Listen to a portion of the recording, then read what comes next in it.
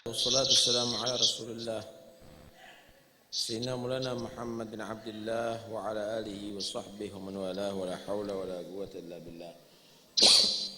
Kemarin setelah mereka melemparkan pena-pena ada di sungai Urdun dan ternyata semua pena-pena tokoh-tokoh saat itu tenggelam kecuali pena Nabi Zakaria, dan diputuskan yang berhak untuk memelihara Siti Maryam adalah Nabi Zakaria. Akhirnya Siti Maryam dipelihara oleh Nabi Zakaria alaihissalam. Dipelihara sampai akhirnya besar. Dan karena sudah dinazarkan untuk di masjid, maka dibuatkan mihrab satu ruangan di atas. Jadi pintunya dari bawah dibuka ke atas begini, tidak mungkin akan bisa sampai ke sana kecuali harus naik tangga. Karena perempuan. Jadi dibuatkan khusus, kamar khusus. Dikirim di situ makanannya, pagi, siang, sore, oleh Nabi Zakaria alaihissalam. Tumbuh Siti Maryam begitu cepat, cerdas, cantik sekali. Tapi ada keanehan yang dilihat oleh Nabi Zakaria. Setiap Nabi Zakaria mengirimkan makanan, ia mendapatkan buah-buahan di ruangannya Siti Maryam itu. Anehnya yang bukan musimnya. Buah-buahan musim panas tapi bisa ada di waktu musim dingin. Sebaliknya musim dingin, buah-buahan musim panas yang ada. Nabi Zakaria heran, "Anna laki hada?" Maryam, dari mana ini? Yang bisa masuk ruangan ini hanya aku nggak bawa buah. Kok setiap aku masuk ada buah-buah? Bukan musimnya lagi. Anna laki hada? Dari mana kamu dapatkan ini? Qalat huwa min indillah innallaha yarzuqu man yasha'u bighairi hisab. Menjawab si Siti Maryam, ini kiriman dari Tuhan, dari Allah. Sesungguhnya Allah memberi rizki kepada hambanya yang Allah kehendaki dengan tanpa disangka-sangka, tanpa perkiraan. Sekalipun musim dingin bisa dikirimkan hasil buah musim panas. Sekalipun musim panas bisa dihasilkan hasil buah musim dingin. Ini bukan kirimannya manusia, tapi Allah yang menciptakan alam yang mengirimkan. Tertegun Nabi Zakaria. Nabi Zakaria ini tua sudah, nggak punya anak. Umurnya saat itu 120 tahun. Istrinya 98 tahun. Melihat kejadian ibunya Siti Maryam, siapa? Hana kemarin. Sudah tua punya anak Siti Maryam. Dan juga melihat kejadian daripada Siti Maryam yang tinggal ada di ruang yang di atas, terisolasi, nggak ada mungkin ada orang yang bisa masuk kecuali beliau Nabi Zakaria, dan itu pun ada 7 lapis pintu untuk memasukinya. Kemudian ada buah-buahan yang bukan pada musimnya, dan itu adalah dari Allah. Maka si Nabi Allah Zakaria berpikir, ya Allah, keluargaku banyak yang punah turunannya, nggak ada penerusnya. Karena banyak yang nggak punya anak.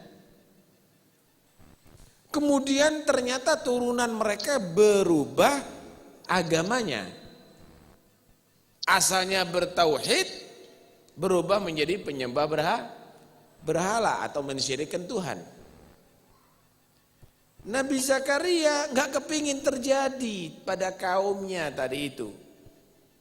Akhirnya Nabi Zakaria sadar bahwa Allah itu maha bisa kok. Bisa mewujudkan buah yang bukan pada musimnya. Bisa perempuan yang sudah tua hamil seperti ibunya Siti Maryam, Siti Hanna. Akhirnya Nabi Zakaria memohon kepada Allah.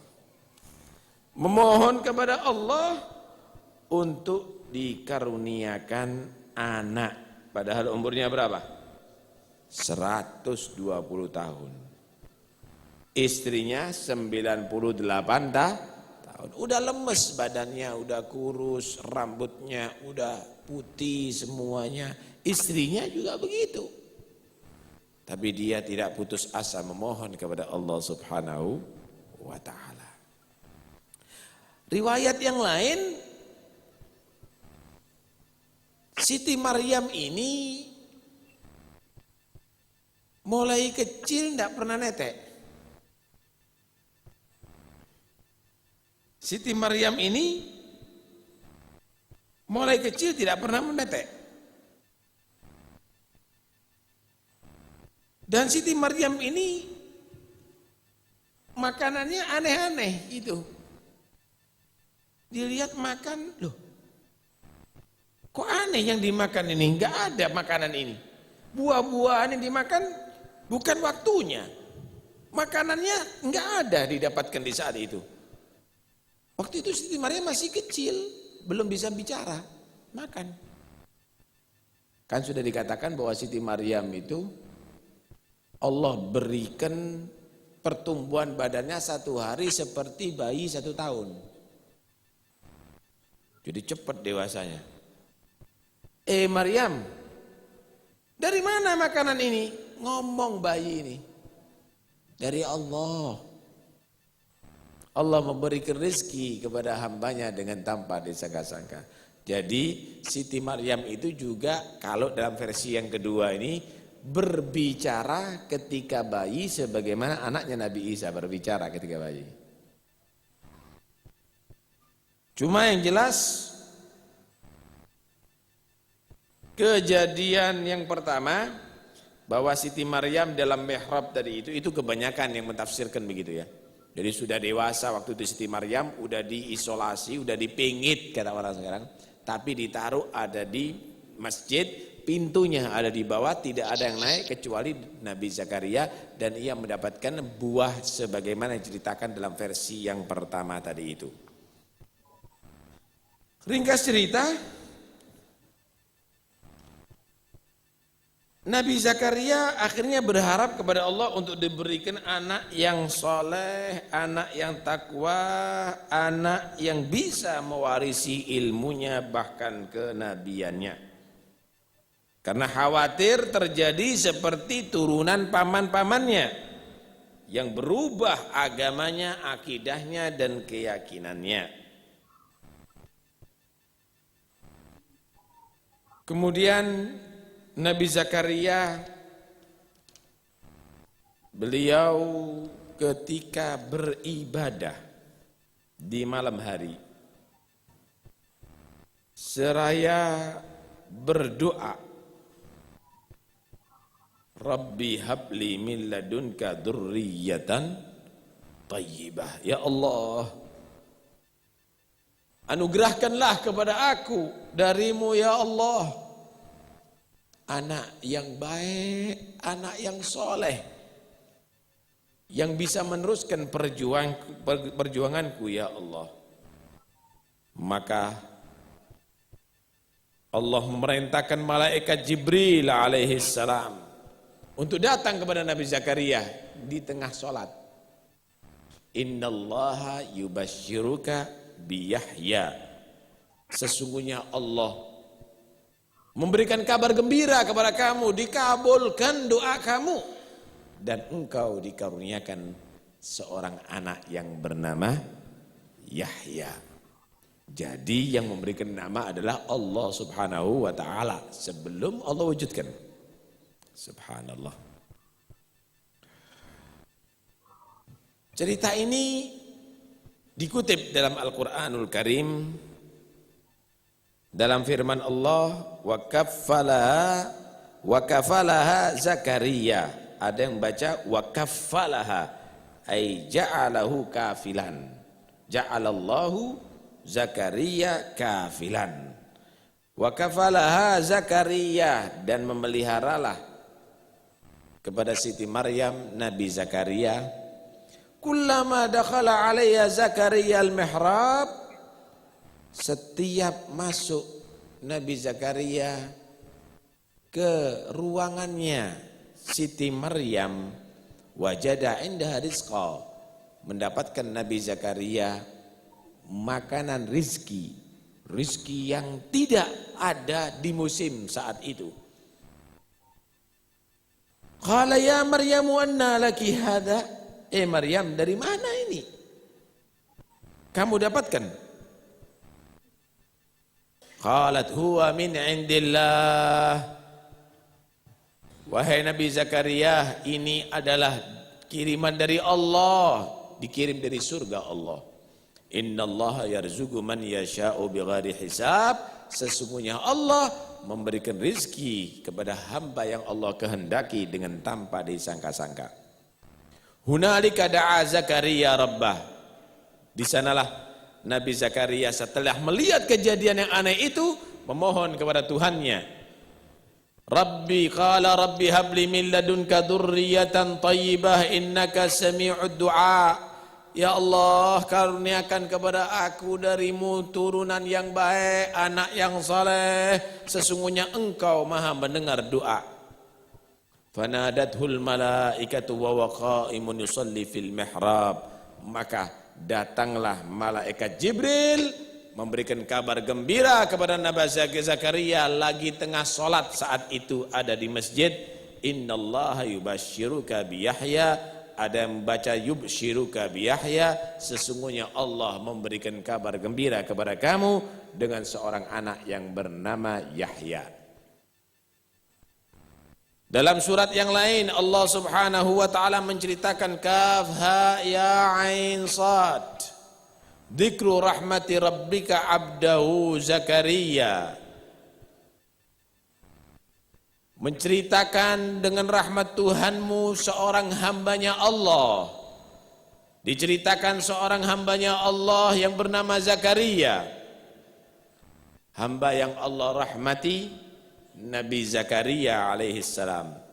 Idnada rabbahu nidaan khafiyya, ketika berdoa Nabi Zakaria kepada Tuhannya dalam keadaan rahasia samar, karena waktu itu Qiyamul Lail Nabi Zakaria berdoa di tengah malam.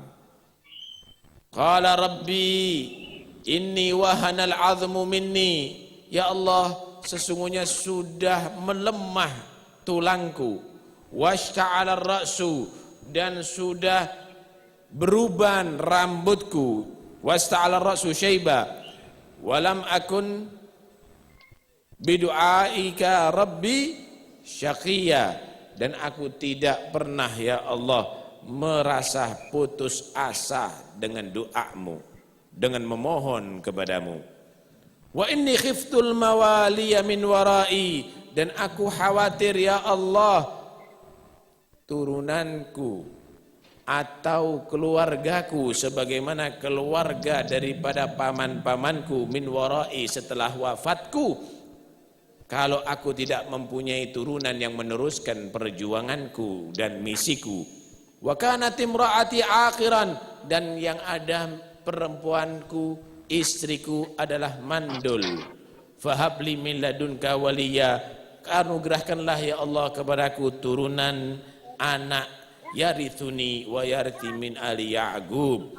Ada yarithni wa yarithni min ali Ya'qub. Boleh yarithuni, boleh yarithni.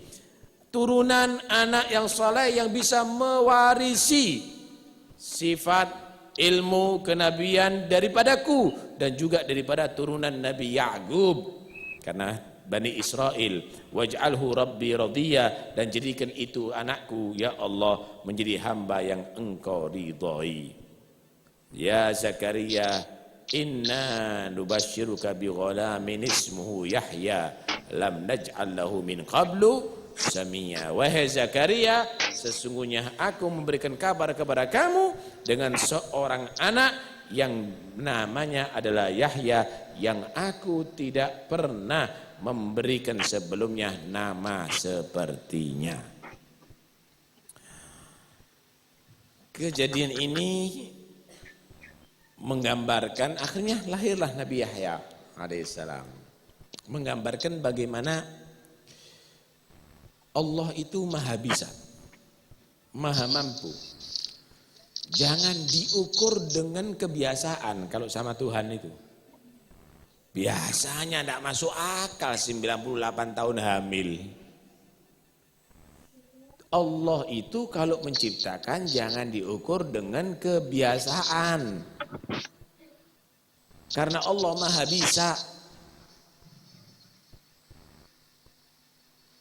Karena itu yang mati bisa dihidupkan, yang hidup bisa dimatikan, itu kehendak Tuhan. Yang tua bisa hamil, yang muda nggak hamil-hamil juga itu karena itu kehendak Tuhan. Allah tidak bisa dibatasi dengan menurut keadaan, situasinya, kondisinya, masalahnya, nggak ada itu bagi Tuhan. Idza arada syai'an yaqulu lahu kun fayakun. Kalau Allah itu menghendaki sesuatu, cukup Allah memerintahkan, jadilah, akan terjadi itu dengan sendirinya. Enggak perlu alat Tuhan.